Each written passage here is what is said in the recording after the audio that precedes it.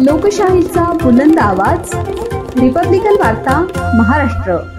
कन्नड तालुक्यातील पिशोर येथील आपल्या शेतात पुलाचा काही भाग येत असल्याच्या कारणावरून वादावादी झाल्यानंतर सार्वजनिक बांधकाम विभागाच्या अभियंत्यास शेतकऱ्यांनी धक्काबुक्की केली। त्यानंतर विषारी द्रव्य प्राशन करून आत्महत्येचा प्रयत्न केल्याची घटना सकाळी 11:30 वाजेच्या सुमारास घडली असून अभियंत्याचाही रक्तदाब वाढल्याने दोघांवरही दवाखान्यात उपचार सुरू आहेत। या प्रकरणी 5 जणांविरुद्ध सरकारी कामात अडथळा आल्याप्रकरणी पिशोर पोलीस ठाण्यात गुन्हा दाखल करण्यात आला आहे।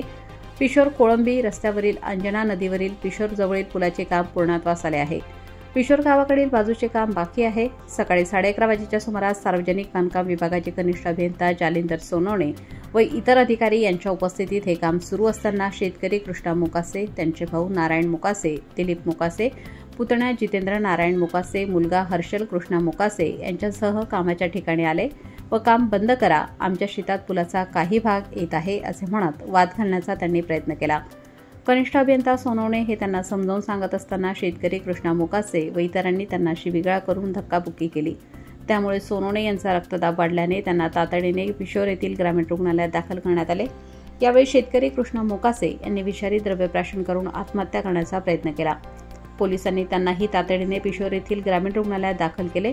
मोकासे यांच्यावर प्रथम उपचार करून छत्रपती संभाजीनगर येथे शासकीय वैद्यकीय रुग्णालयात हलविण्यात आले आहे, तर कनिष्ठ अभियंता सोनवणे यांना खासगी रुग्णालयात दाखल करण्यात आले असून अतिदक्षता विभागात त्यांच्यावर उपचार सुरू आहेत। सहाय्यक पोलीस निरीक्षक शिवाजी नागवे यांच्या मार्गदर्शनाखाली जमादार परमेश्वर दराडे, वसंत पाटील, विलास सोनवणे, व्हीएस भोटकर आदी अधिक तपास करीत आहेत। रिपब्लिकन वार्ता महाराष्ट्र प्रतिनिधी Milind Kumar Landge, Chhatrapati Sambhajinagar, Kannada.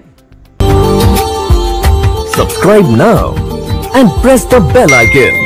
Never miss an update.